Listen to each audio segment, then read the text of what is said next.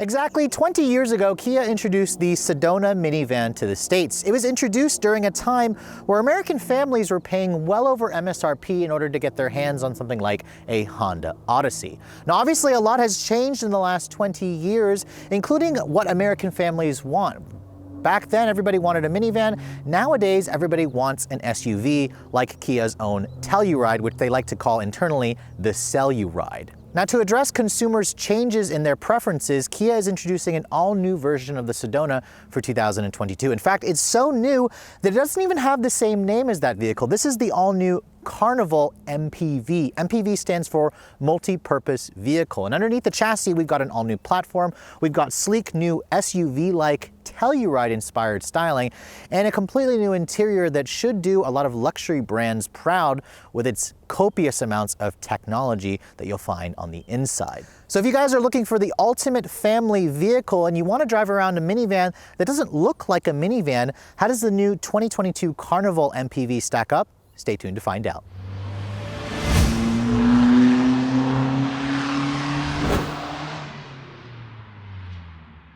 Hey guys, I want to interrupt this video for a special announcement to tell you about this amazing opportunity to win a brand new 2021 BMW M4 Competition Coupe plus $20,000 in cash. Now, those of you who know the BMW M4, you'll know that this is the signature performance product from BMW's Performance M division, and it's all new for the 2021 model year, which means you're going to get a vehicle that is the most powerful production M4 that the company has ever built, with up to 503 horsepower from its twin turbocharged straight six-cylinder engine dubbed the S58. And for those of you who want to make some modifications to that big twin kidney grille, my recommendation, use the $20,000 in cash to make that grille a little bit less noticeable, because in my opinion, it is a little bit much for the car. But that's just my opinion. If you guys are in love with the new BMW M4 Competition Coupe and you're looking for a chance to win this amazing sports car, you need to make a wish. Or you could just go to omaze.com/RR BMW M4, where you could enter for a chance to win and support a great cause like the Make-A-Wish Foundation, who has helped over 340,000 children and families, and that number continues to grow. I also want to give a special shout out to Shannon Kay, who was actually the winner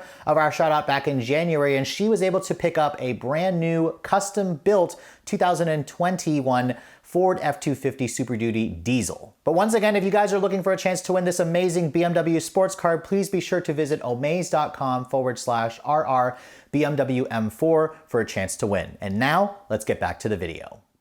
So the Carnival name may be new to a lot of American shoppers. However, overseas, the Sedona was already called the Carnival, so it kind of makes sense for Kia to just use one name across the many different markets. Regardless of the name and what you think of it, you can't deny just how distinctive the new Kia Carnival looks. This is a van that definitely doesn't look like a van, even though there were so many times where I wanted to call MPV a multi-purpose van as opposed to a multi-purpose vehicle. Let's start at the front fascia, of course, with the new styling of this Carnival. Obviously, we have the Kia Tiger Nose grille.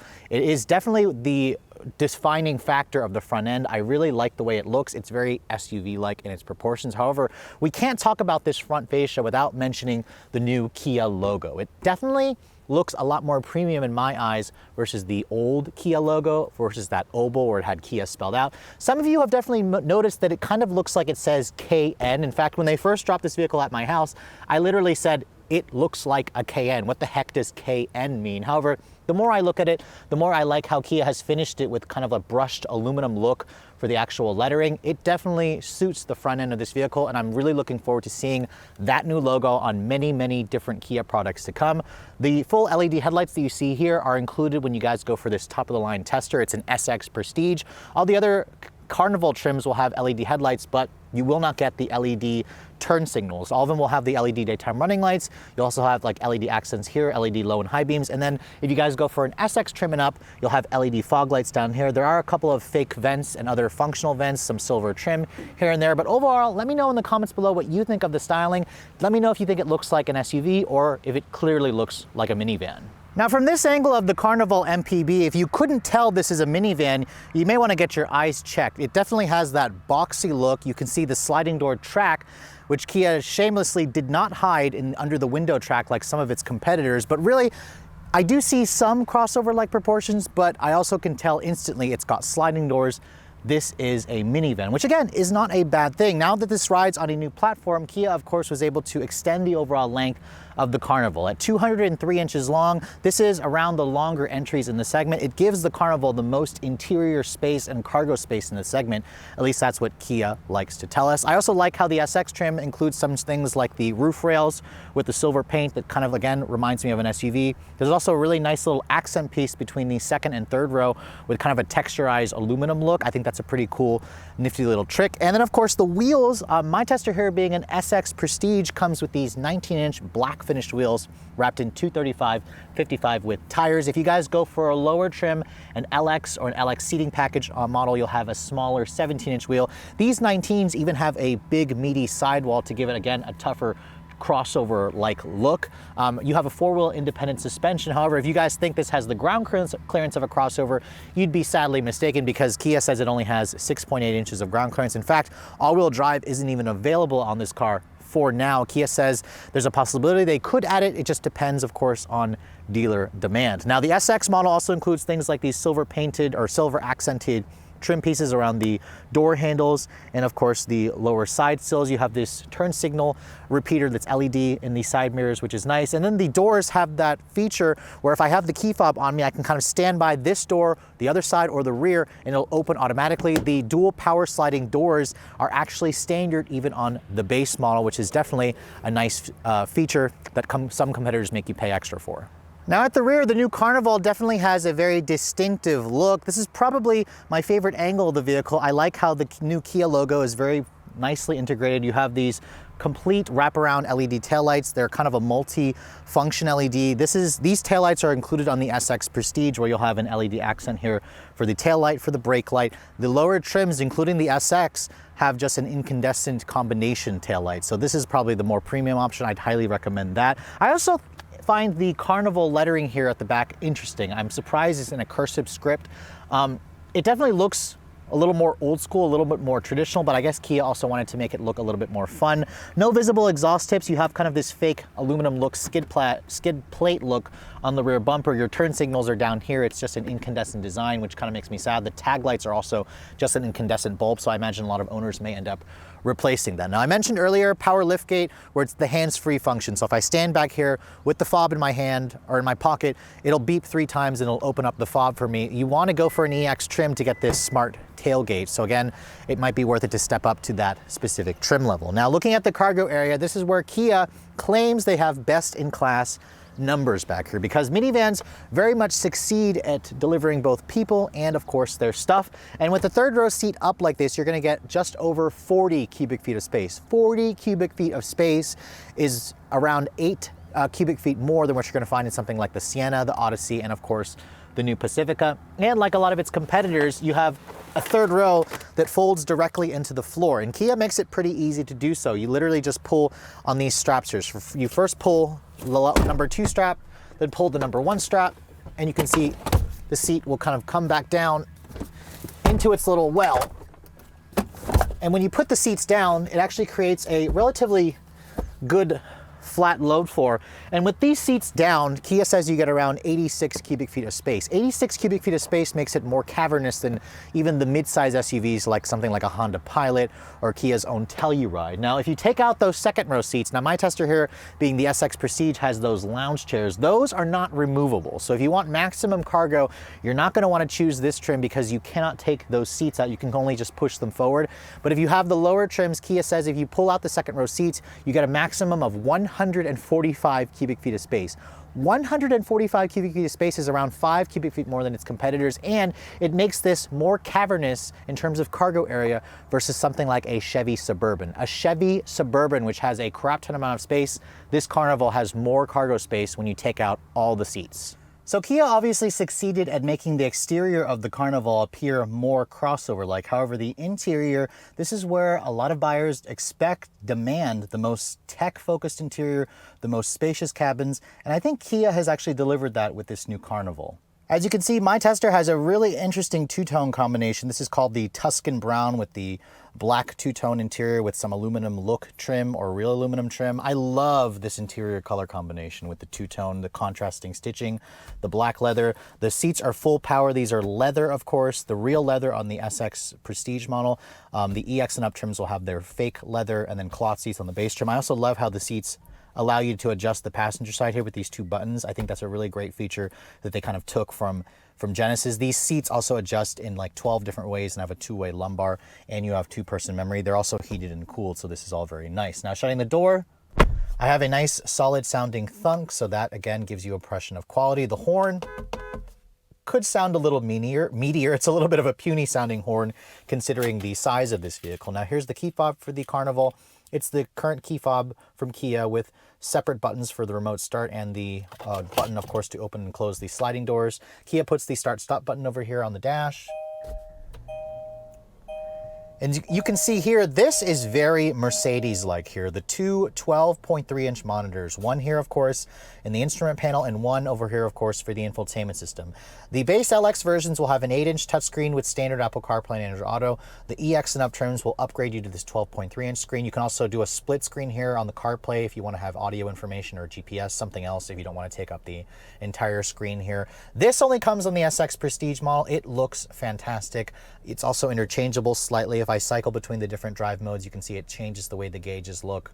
And then there's also 4 different drive modes. So this looks very good, very impressive. I wish Kia offered it on the SX trim as well, but you have to go all in on the fully loaded model, and it basically looks like a giant tablet here. Now, in terms of the materials, let's look at the dashboard here. This is a soft touch injection molded plastic, aluminum accented door handle. The window switches feel pretty high quality. They're one touch for all 4. Which is very nice. It's a very German look and German feel here. The SX Prestige model also has a 12-speaker Bose premium sound system that's way upgraded over the 8-speaker unit that you find in the base SX version. So I highly recommend, again, going for this top trim to get the highest available audio system. This texturized aluminum trim here also looks pretty nice. There's a soft touch injection molded plastic back here with some faux stitching. Some of the flash molding that I'm seeing here doesn't line up very well. So I'm hoping this is all from an early pre-production model, because I don't really particularly like the way that looks. The steering wheel, you can see the new Kia logo right here with its same metallic, scripting here. The lettering looks pretty nice. You have a 3-spoke wheel, steering wheel audio controls, of course. You have your Kia DriveWise driver assistance package. The wheel itself is a manual tilt telescoping. It's a heated steering wheel. You only get the heated wheel on this trim. You also have Kia's blind view monitoring system with the full digital display. You can see if I signal left or signal right. It shows you exactly what's in your blind spot. It kind of is aiding in addition to the standard blind spot monitoring and rear cross traffic alert. Over here you can see this touchscreen. This is the Apple CarPlay. I'll go into the Kia system here. You can see massive 12-inch display. Looks fantastic. You can also go into the GPS here, the embedded GPS. Let's look at the map display here. I can also get rid of the split screen. You can see there it is. It looks great. Kia's really been improving this over the years, but most of you are probably still going to use your CarPlay.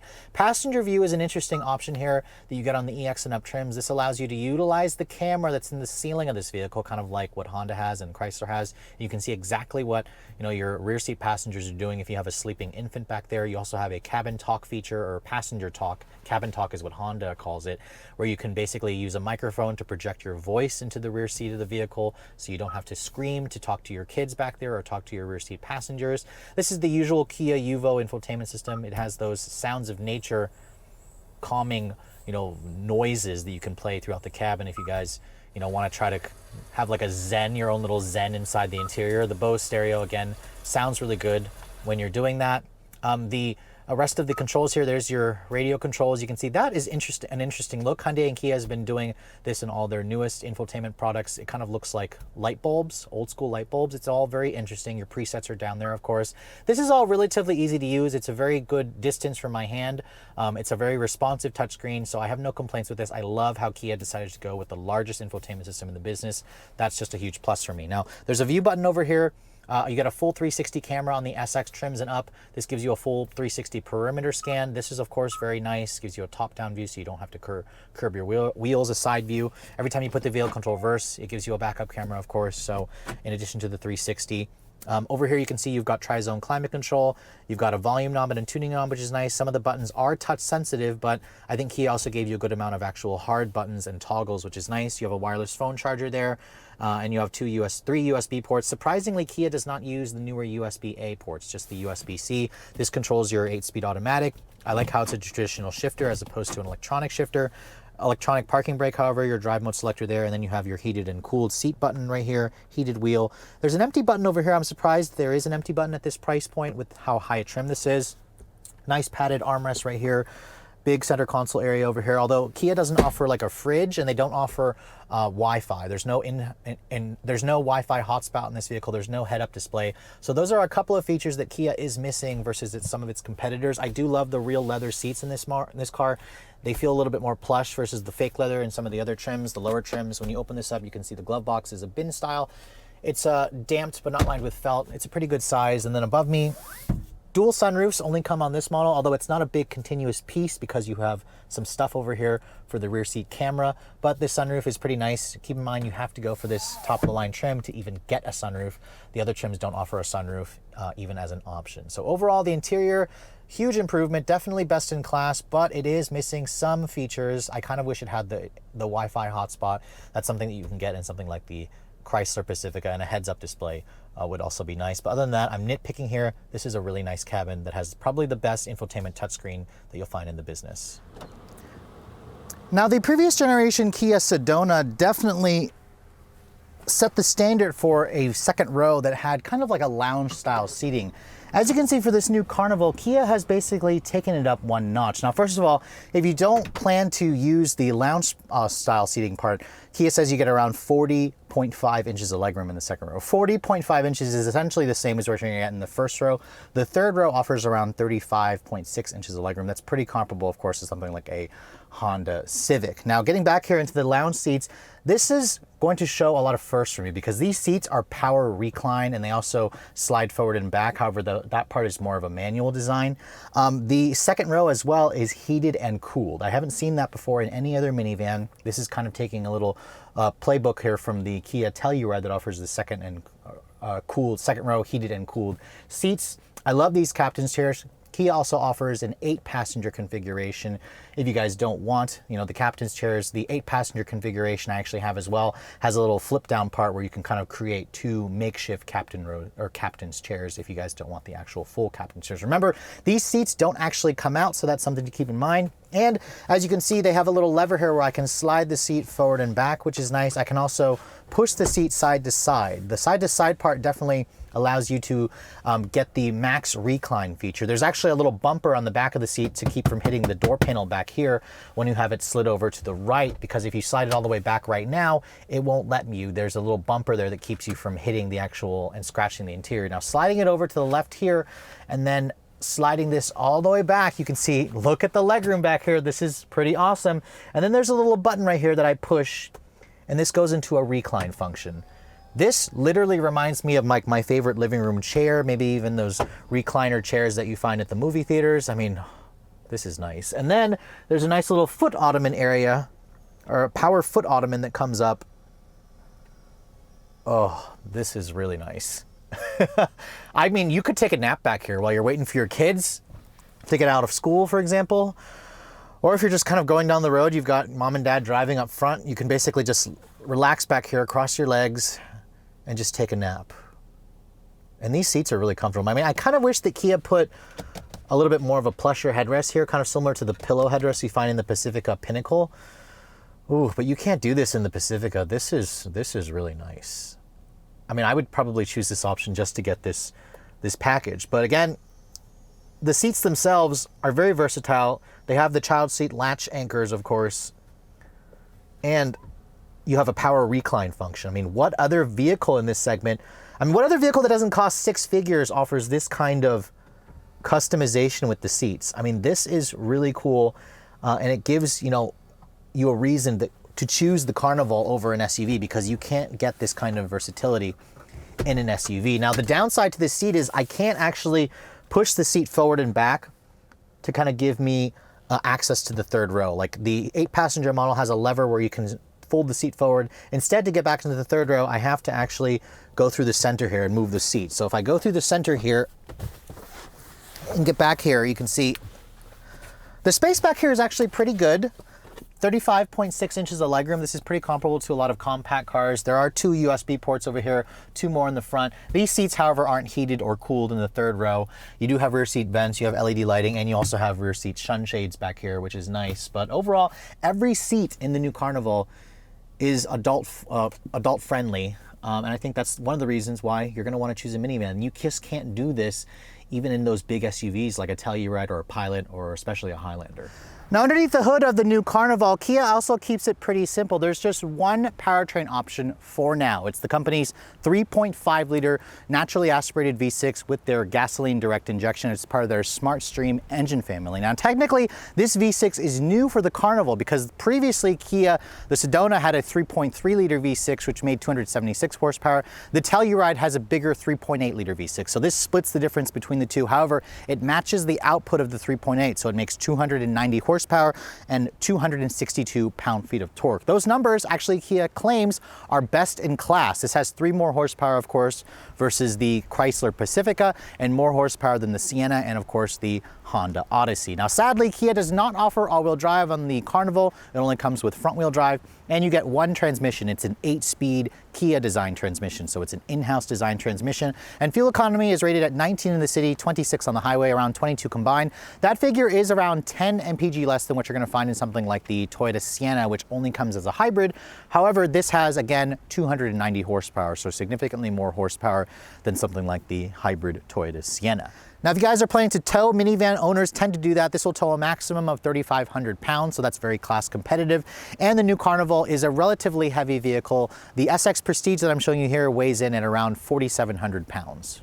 So of course, Kia's marketing department may not want you to call their new Carnival a minivan. However, from behind the wheel, there's no denying the minivan, roots of this vehicle. It feels like I'm driving a van, which is not a bad thing. I like driving vans because they really are the more practical option. I mean, yes, you sit up higher than a typical sedan, but this vehicle only has 6.8 inches of ground clearance.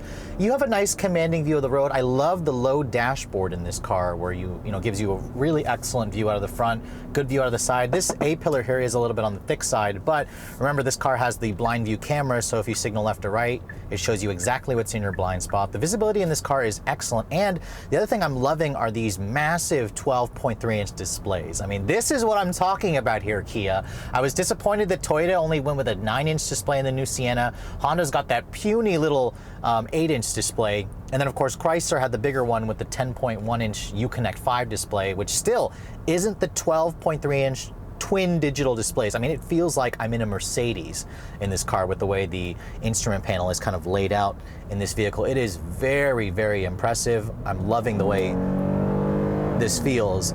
The other thing I'm also noticing is the Carnival definitely has a very refined driving dynamic. Just like every other minivan or the Sedona before it, it's very refined, it's very smooth. The engine in this car is a new 3.5-liter V6 with direct injection. It's a bigger engine versus the old 3.3-liter in the Sedona. It makes the same horsepower as the 3.8 that's in the Telluride, but when I put my foot down, this has an 8-speed automatic. I'm actually surprised it didn't downshift a little bit more, but it's very smooth, it likes to rev. And this moves the vehicle out pretty smartly. I'm going to estimate 0 to 60 is around the 6.8 second range. You do feel the weight of this car. It is a pretty heavy vehicle. At 4,700 pounds, the Carnival is definitely no lightweight. Should Kia have made all-wheel drive available? Yes, I do believe they should have. They may consider doing that in the future. There's also no electrified option in this car. I think that Kia is working on that. They've obviously got a plug-in hybrid system in their other vehicles like the Sorento. They could easily do a hybrid, add all-wheel drive to this vehicle. I'm guessing it's going to be all coming down to demand. So if you guys want an all-wheel drive system or electrified option in your Carnival, be sure to let Kia know so they can consider adding that. But other than that, the V6 has smart power. It moves out this van out quite well. It's very smooth, it's refined. The 8-speed automatic also is a very willing partner to go through the gears. I have very little complaints with the driving dynamics of this car. Let's try it from a stop here real quick.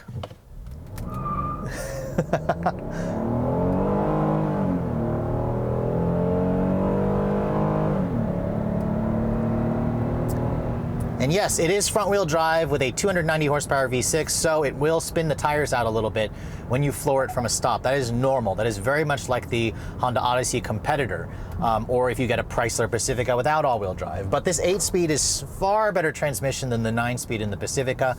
Obviously, if you guys don't like CVTs, the Sienna is probably one you'd want to avoid. It only comes with a CVT, but it's a hybrid. The Odyssey's 10-speed is also an excellent transmission, so this is pretty much right up there with the Odysseys, but it is down 2 gears. No paddles on the wheel. There's a manual mode here, and then you have your different drive modes. I had it in Smart most of the time. If you go into Eco Sport, you can see it gives you your own specific gauge cluster. It tightens up the steering a little bit, which, I mean, this is a multi-purpose vehicle, so how many of you are actually going to be, you know, doing something like that, putting it in Sport and hustling it through the corners? But I do want to turn off the traction control. I want to put my foot down here. A little more wheel spin. Very nice sound. It almost has like a louder induction howl above 5,000 RPM. Very Honda-like in the way the engine performs. It's a good engine. This is probably my favorite V6 in the segment right now. I mean, the Odysseys is right up there as well, but I have to give Kia, you know, bonus points here because this is a newly developed V6 as opposed to Honda that continues to use the same V6. Great for, I guess, it's a proven engine, but I'm impressed with the powertrain. I'm impressed with the steering. I'm impressed with the handling dynamics. I'm impressed with the ride quality. It's very comfortable. It's very quiet in here. I mean, most of you are just going to put it into its, you know, normal drive setting and just kind of cruise along. There's, you know, nothing to really complain about with this car in terms of the ride quality. The seats are also very plush, very comfortable. The driver assistance tech in this car also works very well. It's very much like the newer Hyundai Kia products. It's got the highway driving assist. It's got the, you know, turn assist with the junction assist, where it actually will look if there's cross traffic in front. It'll hit the brakes if somebody's not looking. It has enhanced automatic emergency braking with pedestrian detection. These are all the safety features that you want. However, it should be notated that if you need to go to an EX trim to get the adaptive cruise is not available on the lower trims. Auto emergency braking is standard, but really, to get everything, you need to go for an EX trim, which is about $37,000. It's a pretty good price point, to be honest. Now, is the new Carnival the most refined minivan? I can't really say. I need to drive all of them back to back, but this is pretty much up there. And it's no surprise to me that Kia did a really good job, because this same chassis also underpins the Sorento. Listen to that engine scream. And I like the Sorrento's platform. It's just a really good chassis to start with, but of course they've ballooned this one out to the max.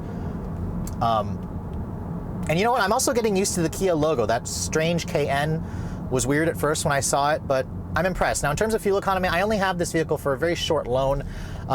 In my time that I had it for 2 days, I was averaging around 16 mpg. I'm gonna have to redo that test for the mpg when I have the car for a longer time and do a longer trip with it.